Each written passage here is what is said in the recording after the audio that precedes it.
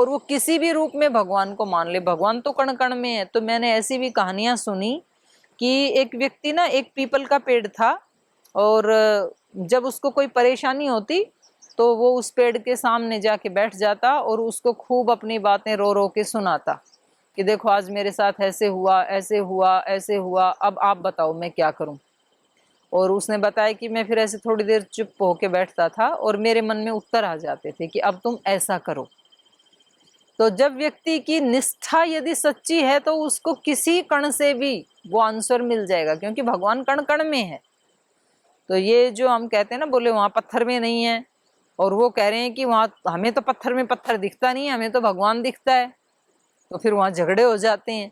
तो भाई एक व्यक्ति के चित्त की बनावट ऐसी है कि वो कह रहा है जब कण कण में है तो पत्थर में भी है, पर पत्थर में ही है ये तो गलत है, पर पत्थर में भी है ये तो गलत नहीं है वहां भी। तो अगर वो कहीं कहीं से उसको वहां से आंसर मिल रहा है, ले सकता है व्यक्ति, क्यों नहीं ले सकता है। आपको हवन कुंड से आंसर मिल रहा है, आप कहते हो ये बिल्कुल ठीक है, क्योंकि अग्नि अग्नि भी तो जड़ है, पत्थर भी जड़ है, अग्नि भी जड़ है।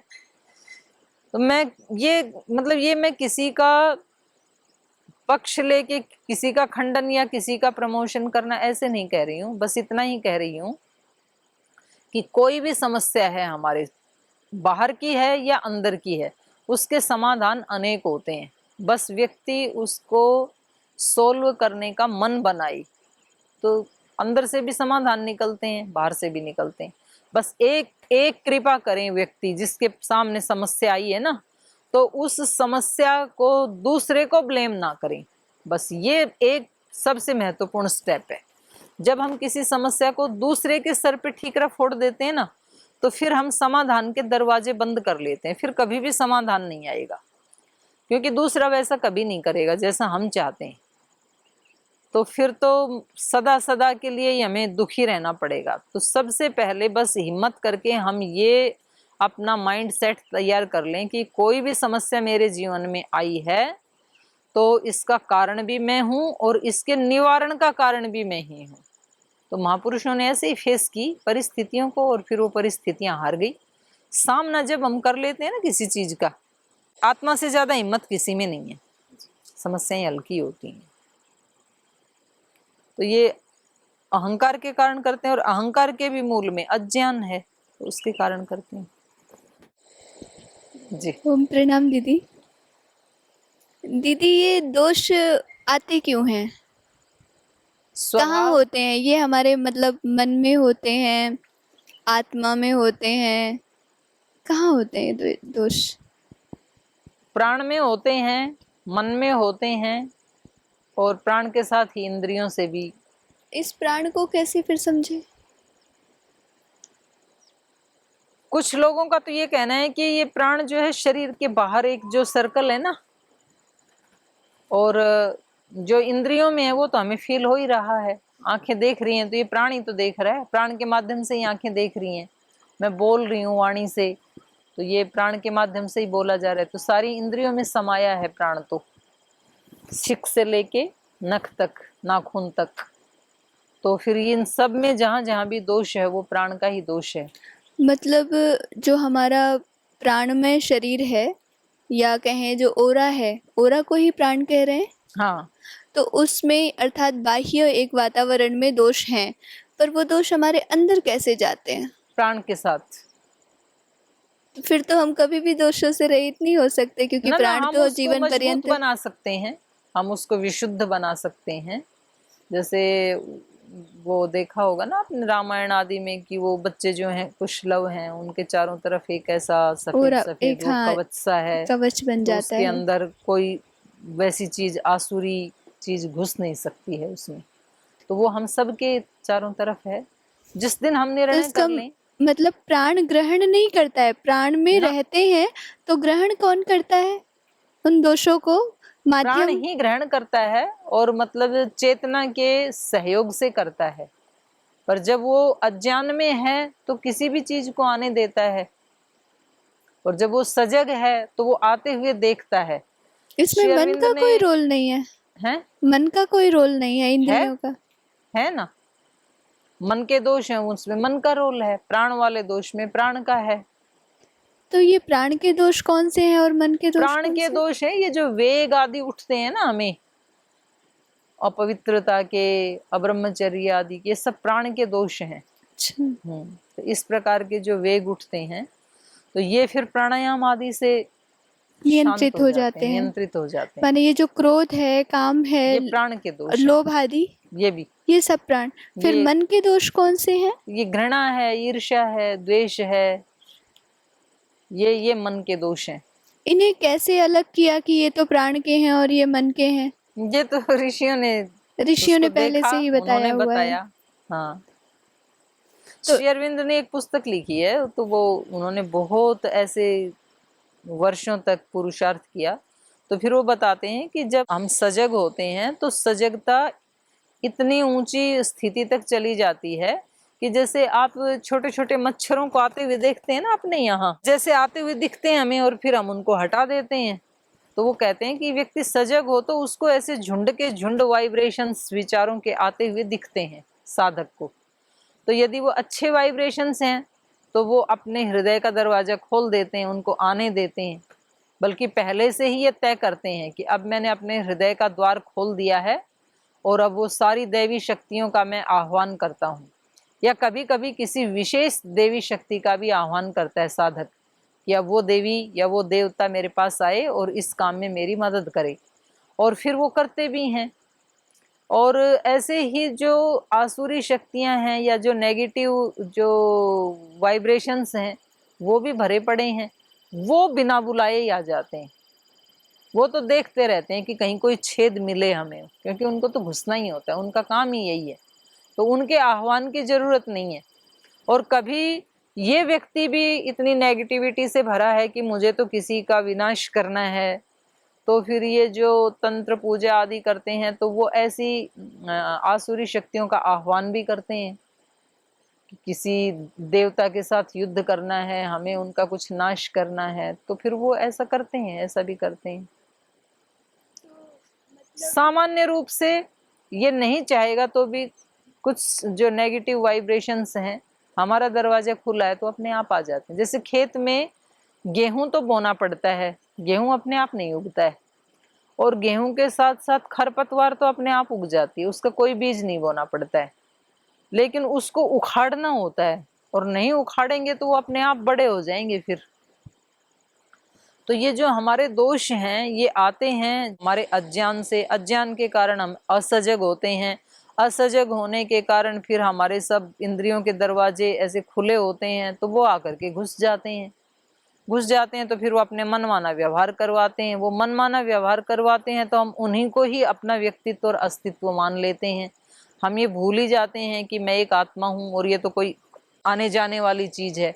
तो गीता में कहा ना, आगमा अपाइनो, आने वाला जो है वो ही जाने वाला होता है। जो घर में स्थायी सदस्य है वो तो आने जाने वाला नहीं है। जो अतिथि होते हैं, जो आए हैं, वो ही जाने वाले भी होते हैं। तो ये जो दोष हैं, सुख दुख आदि वहां पर जो बताए ना, तो उनको भगवान जी ने कहा आगमा अपाइनो अनित्या, आने वाले हैं, जाने वाले हैं, इसलिए अनित्य हैं, ये नित्य रहने वाले नहीं है। तो यदि आप प्रयास करेंगे तो आप तुरंत उनका बिस्तर बांध के वापस भेज सकते हैं। आप जागरूक हैं तो आप उनको अंदर भी ना आने दें, क्योंकि आने वाला है ना वो, तो वो आपको गेट पे चेक करना पड़ता है कि भाई कोई अपने संस्थान से आया है तो हम गेट खोलेंगे, और कोई अजनबी आया है तो गेट नहीं खोलेंगे हम, तो वो वहीं से चला जाएगा। और फिर आ भी गया है तो अब ये 3 दिन रहने वाला है या 3 महीने रहने वाला है, तो हमें तय होता है।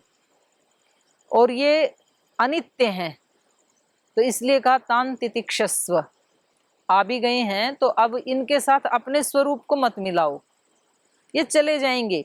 आप नहीं भगाओगे ना तो वो अपने आप भी चले जाएंगे, क्योंकि वो स्थिर नहीं है।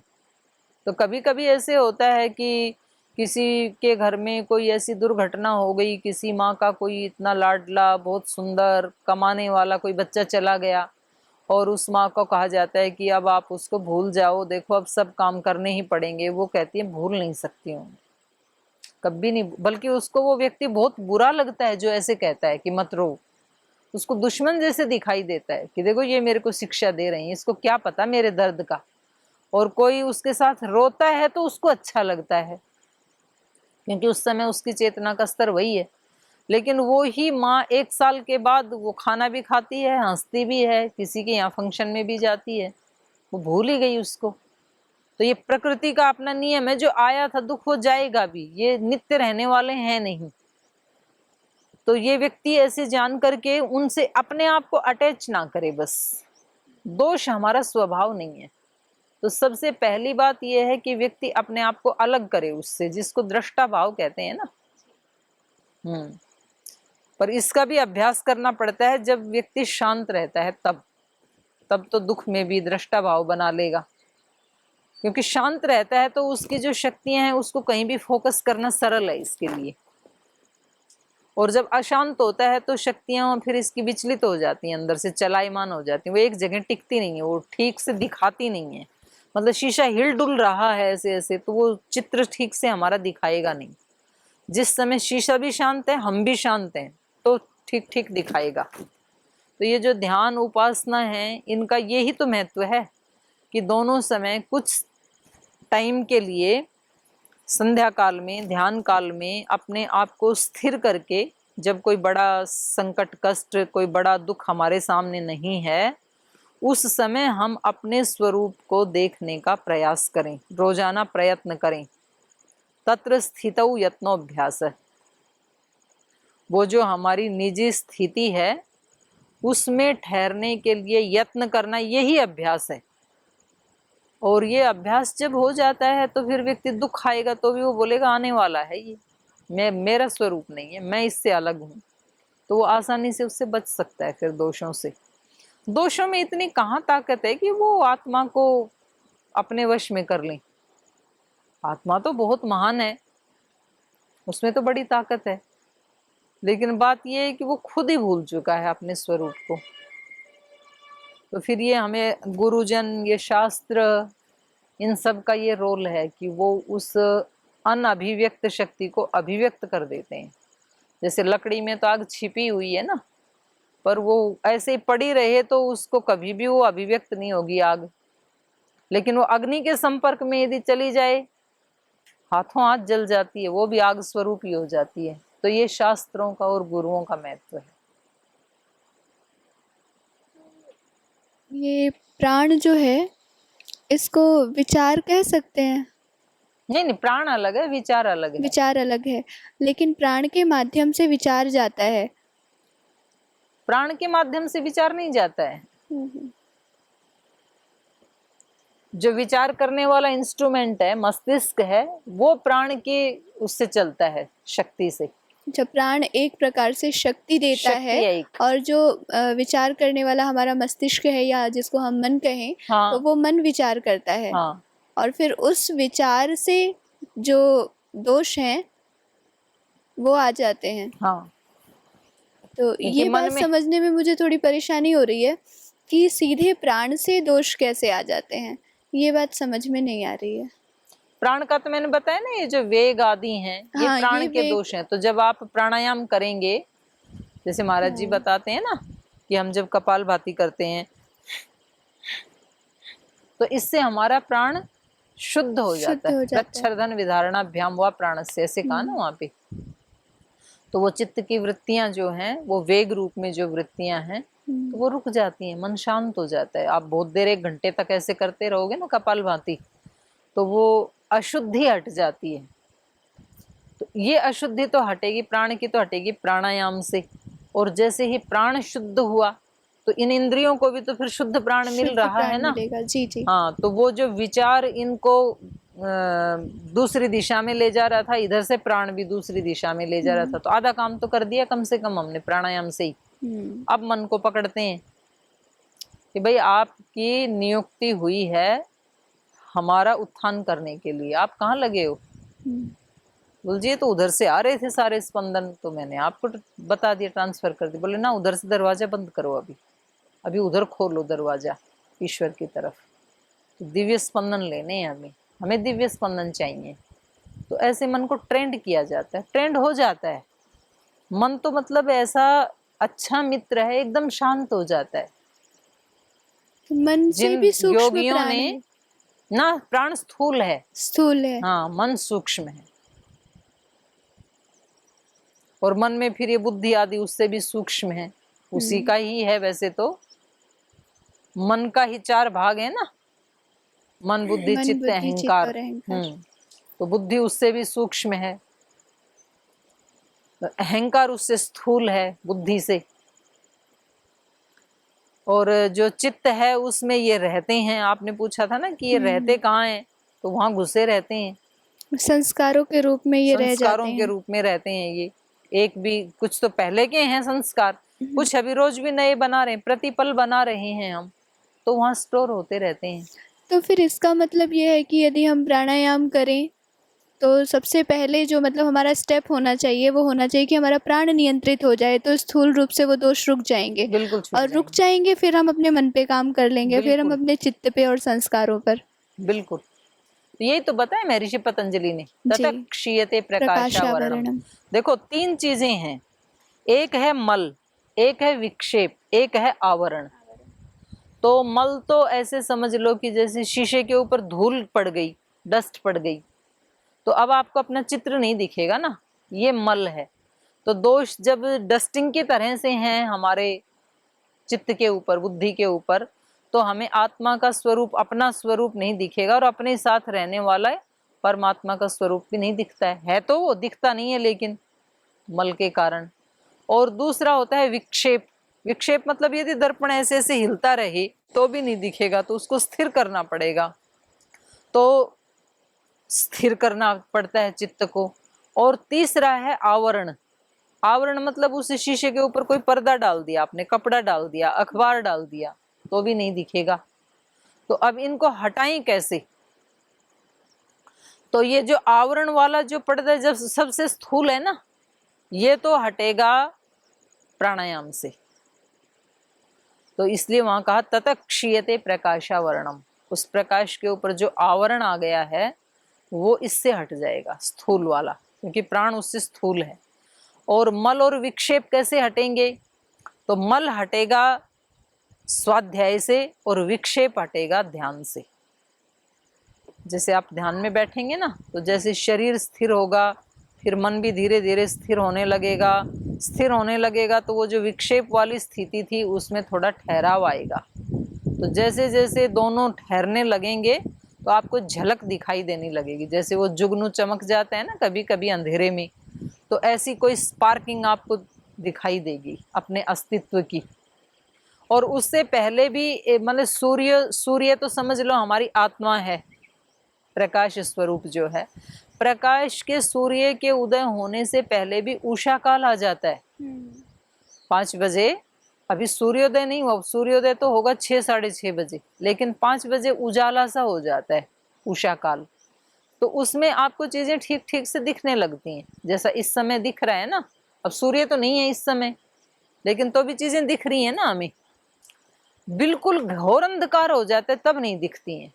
तो जैसे ही व्यक्ति ध्यान उपासना उसको पूरी ईमानदारी से, सच्चाई से, और जैसे वो होने चाहिए वैसे ही करता है, फॉर्मेलिटी के लिए यदि नहीं करता है, तो ये उषा काल, ये प्रकाश काल, संधि काल आ जाता है। फिर तो व्यक्ति को समझ में आने लगते हैं ये दोष हैं, बिल्कुल ऐसे ही दिखते हैं जैसे इस समय हमें चीजें दिख रही हैं।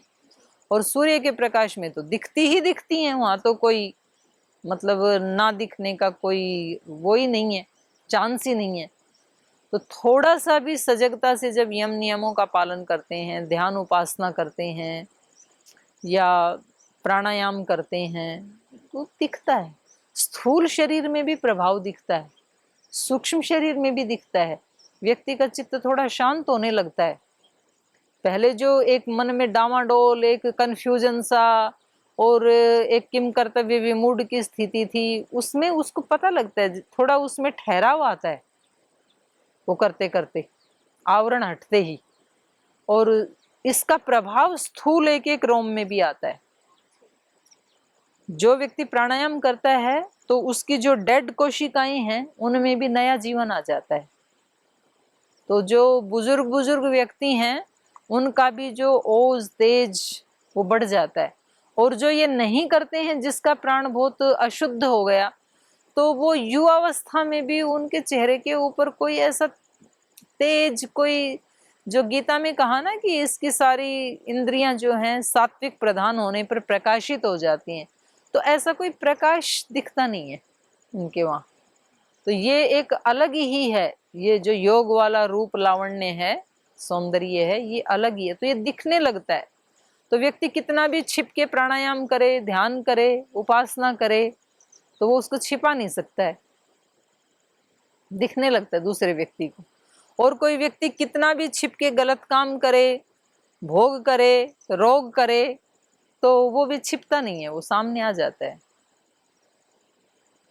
तो हम इन 3 उपायों से, ये जो 3 हैं हमारे, मल, विक्षेप, आवरण, तो एक को प्राणायाम से, एक को ध्यान से, एक को स्वाध्याय और तप से, तप और स्वाध्याय, तो उससे उसको हटा सकते हैं। और यदि कोई व्यक्ति ऐसे भी हैं संसार में, जैसे आप अभी बता रहे थे कि वो उसी में प्रसन्न हैं, हाँ, लेकिन उनको हमें समझाने के लिए यदि हम उन्हें कुछ कहें, तो हमें फिर क्या कहना चाहिए कि उनको क्या कष्ट है, वो क्योंकि वो कष्टों में भी सुखी देख रहे हैं। उसको समझाने का एक ही तरीका है कि आप अपनी खुशियों को इतना बढ़ा लो कि उनको लालच आने लगे। जी। मतलब एक व्यक्ति 5,000 रुपए में खुश है, और एक व्यक्ति ने उसके घर के सामने ही 5 करोड़ की कोठी ठोक दी। अब आज से उसका चैन छिन जाएगा। कल तक तो सुखी था वो, लेकिन अब जब उधर देखता है तो बोलता है कि ये पता नहीं कहाँ से चोरी करके ले आए या कहाँ क्या कर लाया। तो अगर वो उसको क्रिटिसाइज करता रहे, तब तो फिर वो कभी भी नहीं बनेगा। और यदि वो उससे मैत्री कर ले, उसके पास जाना शुरू कर दे, तो धीरे धीरे वो फिर आकर्षित करता है। पर कुछ ना कुछ उसके मन में हलचल जरूर होगी कि भाई एक हम रह रहे हैं कि ये रह रहा है, तो वो उतना शांत नहीं रह सकता है। तो भोगियों को योग मार्ग में लाने का एक ही तरीका है, योगियों का जीवन इतना दर्शनीय हो, इतना समृद्धि से भरा हो, इतना सात्विकता से भरा हो, ओज तेज से भरा हो, माने उसके पास अभ्युदय और निश्रेयस की पराकाष्ठा होनी चाहिए। तो अपने आप ये लोग उधर क्यों भाग रहे हैं, अट्रैक्ट कर रहे हैं ना वो लोग, वो कह रहे हैं हमारा शरीर देखो, हमारे ठाठ बाट, हमारे सुख देखो, उनसे बड़ा सुख हमने क्रिएट कर दिया। तो बोलेंगे रे इनके पास तो सब डुप्लीकेट था। ये तो मतलब जब 2 महीना लॉकडाउन हुआ और ब्यूटी पार्लर का कोई जुगाड़ हुआ नहीं, तो इनका असली चेहरा आ गया सामने। ये तो बिल्कुल काले थे, ये तो लीप पोत के गोरे दिखते थे। बोले ये तो बिल्कुल भूतनी जैसी है। मम्मा तेरी असली असली शक्ल तो अब पता लगी हमें मम्मा। पहले जो दिखती थी वो तो कुछ और थी। कोई व्यक्ति उधर बहुत अच्छा हट्टा कट्टा दिखता है, डोले शोले, और फिर बाद में पता लगा उसके तो कैंसर है। तो लोग कहते हैं भाई नहीं ये रास्ता ठीक नहीं है, योग वाला है, योग करो बाबा के साथ, असली तो प्योर माल तो वहां है। तो हमें इसको, जो महाराज जी बार बार बोलते हैं ना कि ग्लैमर पैदा करना, लोगों ने भोग का ग्लैमर पैदा कर रखा है। तो जितना योग का ग्लैमर पैदा होगा हमारे सन्यासियों के पास, और क्या था, यही तो है हमारे पास। और ये तो असली हीरा है, डायमंड है, ये तो कोहिनूर है हमारे पास। ये नकली नहीं है, वो नकली है सब। उसमें कोई सुसाइड कर लेता है, कोई रोगी हो जाता है, कोई कैंसर में है, कोई डिप्रेशन में है, कोई दारू पी रहा है, किसी के फेफड़े गल गए हैं, किसी की किडनी गल गई हैं। तो वो केवल बाहर से अलग एक्टिंग करते हैं, लेकिन वास्तव में रियल जीवन में सुखी नहीं है। और इसके पास कुछ नहीं है, फक्कड़ है। तो सिंपल से 200 रुपए के कपड़े हैं, पैर में खड़ाऊ हैं, और कोई अच्छा सा, कोई बहुत बढ़िया सा बेड भी नहीं है, लेकिन अपने लगा हुआ है अष्टाध्यायी याद करने में, धातु पाठ याद करने में, दर्शन याद करने में, ध्यान करने में, उपासना में, भजन में, यज्ञ में खुश रहता है, हमेशा संतुष्ट रहता है, भागवत शक्तियों के फ्रेंडशिप में रहता है। क्या छोटी बात है? किसी का मोदी के साथ फ्रेंडशिप हो तो उस व्यक्ति को कितना रिलैक्स लगेगा। और किसी की उसके साथ फ्रेंडशिप हो, दोनों टाइम बात होती है हमारी 1 घंटा। क्या बात है ये, सारे के सारे आनंद फीके उसके सामने। कौन सी दुनिया का आनंद है जिसकी उसके साथ बातचीत होती है और जो हर कदम कदम के ऊपर उसको सहारा देता है, उसको दिशा दिखाता है। तो ये तो बहुत मतलब एक पराकाष्ठा है ग्लैमर की इसमें। और हमारी ये परंपरा थी हमारे देश में, मतलब केवल वो ही व्यक्ति सन्यासी या ब्रह्मचारी नहीं रहते थे कि जिन्होंने शादी नहीं की। शादी करने के बाद गृहस्थ भी ब्रह्मचारी होते थे, केवल संतान उत्पत्ति के लिए ब्रह्मचर्य का खंडन करते थे, बड़े आदर्श गृहस्थ होते थे। कुछ विद्याएं तो होती ही गृहस्थियों के पास थी और उनके पास सन्यासी भी पढ़ने जाते थे। आप उपनिषद देख लो, अश्वपति के पास 5 सन्यासी जाते हैं, अच्छे विद्वान हैं और वो सन्यासी भी बनते थे कालक्रम से। अभी तो एक बार शादी की तो फिर उससे ना वानप्रस्थी निकल रहे ना सन्यासी निकल रहे, मतलब परंपराएं टूट गई हमारी। पहले हर व्यक्ति के लिए ये अनिवार्य था कि आप गृहस्थ में जा रहे हो तो इतने टाइम तक वहां रह सकते हो, बस उसके बाद आपको आना पड़ेगा। तो पहले तो वो अपनी उससे ही आ जाते थे, अंतः प्रेरणा से, एक मतलब अंडरस्टैंडिंग थी। मुझे लगता है आजकल तो सरकारों को ये लागू कर देना चाहिए। सरकारें इसलिए लागू नहीं करती, उन पे भी तो लागू होगा, क्योंकि वो 75 साल तक व्यक्ति कुर्सी छोड़ने को तैयार नहीं है। अगर उसको बोलें कि अब 50-60 साल हो गए, अब आप वानप्रस्थी में जाओ, युवाओं को आगे आने दो, बड़ा सुंदर हो जाए फिर। और सन्यासी भी, क्योंकि इन अपने अनुभवों को जब इतने लोग अपने बच्चों को बताएंगे, और बताएंगे क्या, जीवन बताएगा कि भाई हम भी ये जी रहे हैं ना, तो आपको भी ऐसे ही जीना है। तो असली शिक्षा, असली बताना, असली चेंज लाना तो अपने जीवन में होता है। तो हमने जो हमारे वेद में या ऋषियों ने ये जो वर्ण आश्रम व्यवस्था हमें बताई है, उसको खुद भी फॉलो करना चाहिए। सब गृहस्थियों को अपने सारे कर्तव्य कर्म पूरे हो जाने पर वानप्रस्थी तो जरूर ही बनना चाहिए। और यदि उसमें वो पात्रता है और उसका परमात्मा की भी कृपा है तो सन्यास भी जरूर लेना चाहिए गृहस्थियों को। तो मैं तो संगठन के भी भाई बहनों से कहती रहती हूँ कि आप तैयारी करें, कम से कम एक नई परंपरा पतंजलि से तो शुरू होनी चाहिए। तो महाराज जी का ये सपना भी है कि मैं हजारों सन्यासी बनाऊं। तो आप भी सन्यास लेकर के फिर चाहे अपने फील्ड में आप सेवा करें या पतंजलि में करें, देश में दुनिया में कहीं भी करें, लेकिन आपको ये अवसर चूकना नहीं चाहिए। हमें ये समझ में आया कि जो अच्छे मार्ग पे चलने वाले लोग होते हैं वो कभी कभी ऐसे सोच के परेशान होते रहते हैं कि इन बुरे वालों को कैसे समझाएं। तो ये सबसे अच्छा तरीका है कि वो खुद इतने प्रसन्न रहें कि बुरे लोग जो या जो बुरे भी नहीं हैं, वो बेचारे भोले हैं, उनको नहीं समझ में आ रहा है, वो हमको देख करके हमारी ओर आकर्षित हो जाएं। हम कुछ ऐसा जीवन जिए कि उनको मतलब एक लालच आए जी। और वो हमारे पास आए कि जी हमें भी बताओ ना। और इससे दोनों तरफ फायदा है, हम स्वयं तो प्रसन्न रहेंगे ही रहेंगे, और हमारी प्रसन्नता के साथ हम जो काम बहुत विचार रहे थे जिस कार्य को करने के लिए, वो स्वतः हो जाएगा, स्वतः हो जाता है। इसलिए योगी जो है ना, वो एक स्थान पे बैठ के बहुत बड़ा काम कर देता है, और भोगी बहुत भागदौड़ करके भी खोदा पहाड़ और निकली चुईया, ऐसा होता है। वो टेंशन ही लाता है फिर बहुत सारा करके भी, ये बहुत सारा करके भी प्रसन्नता ही लाता है। तो खैर ये प्रश्न उत्तर का सिलसिला ऐसा ही चालू रहेगा। तो आपको भी शायद अच्छा लगा होगा, और आपका भी कोई प्रश्न है तो आप भी हमें भेज सकते हैं, हम उसकी भी यहाँ चर्चा कर लेंगे। आज समय हो गया, आज की चर्चा को यहीं विराम देते हैं। आप सभी का बहुत बहुत धन्यवाद।